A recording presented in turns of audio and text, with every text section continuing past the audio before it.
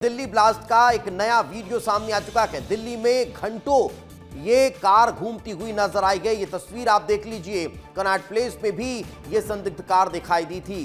तो लगातार टाइम जो है वो दिल्ली में किल करने की कोशिश इस उमर के द्वारा की जा रही थी। यही कारण है कि एक सही वक्त का इंतजार हो रहा था। यही कारण है कि पूरे दिल्ली में ये कार आपको अलग अलग लोकेशंस पर घूमती हुई यहां से वहां जाती हुई दिखाई दे रही है। पार्किंग में 3 घंटे बिता दिए जाते हैं, पेट्रोल पंप पर ये कार खड़ी रहती है। तो ये तमाम चीजें जो है वो अब एक एक करके जो सीसीटीवी सामने आ रखे हैं उनसे निकलकर जो स्पष्ट ये जानकारी होती हुई नजर आती है। राकेश हमारे साथ जुड़ जाएंगे, उन्हीं से बातचीत करते हैं। राकेश, अब एक के बाद एक अलग अलग सीसीटीवी का सामने आना और उन सीसीटीवी के आधार पर जांच की दिशा को आगे बढ़ाना, फिलहाल क्या कहा जा रहा है इस पूरे मामले को लेकर?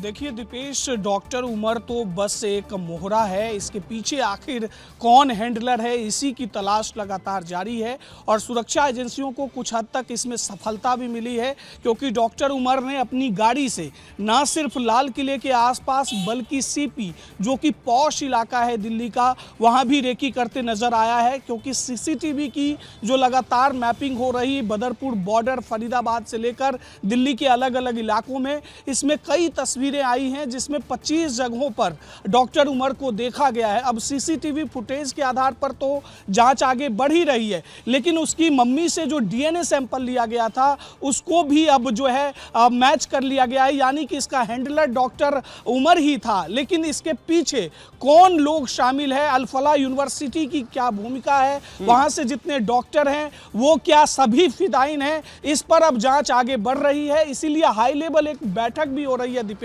अमित शाह खुद ही आईबी चीफ के साथ ही एनआईए चीफ के साथ और गृह विभाग के जितने भी बड़े ये अधिकारी हैं उनके साथ एक हाई लेवल मीटिंग कर रहे हैं। इससे पहले भी हमने देखा था तपन डेका के साथ, सदानंद बेसेंट के साथ अमित शाह ने अपने आवास पर बैठक की थी और एक ही मंशा है, भारत के संप्रभुता के साथ जो खिलवाड़ हुआ है और एक्ट ऑफ वॉर ने, पीएम मोदी ने तो साफ तौर पर कह दिया कि अगर किसी तरह की आतंकी हमला को यहां अंजाम दिया जाएगा तो उसे एक्ट ऑफ वॉर माना जाएगा। और यही कारण है कि अब ये तमाम कवायदें तेज हो रही हैं। लेकिन संक्षेप में एक और चीज राकेश जानना चाहेंगे, अभी तक 2 कारों को लेकर जानकारी निकलकर सामने आई थी, एक व्हाइट कलर की जिससे ब्लास्ट हुआ और दूसरी रेड कलर की जो उमर के नाम पर रजिस्टर थी, वो कल रात फरीदाबाद से बरामद कर ली गई। लेकिन अब एक और नई गाड़ी की जानकारी मिल रही है, ये किसकी है, इसको लेकर क्या जानकारी है?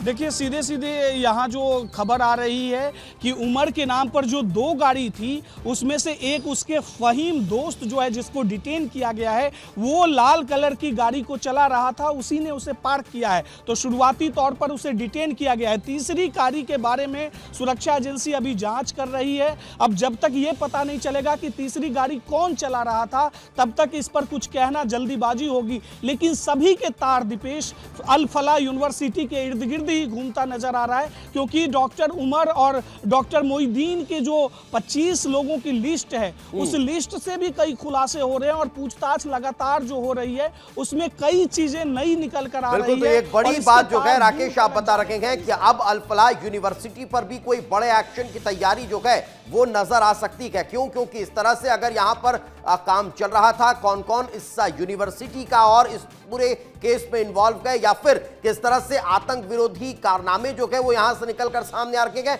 अब उस दिशा में और काम तेज होता हुआ नजर आने वाला है। फिलहाल बहुत बहुत शुक्रिया इस तमाम जानकारी के लिए, हमारे साथ चर्चा में जुड़ने के लिए।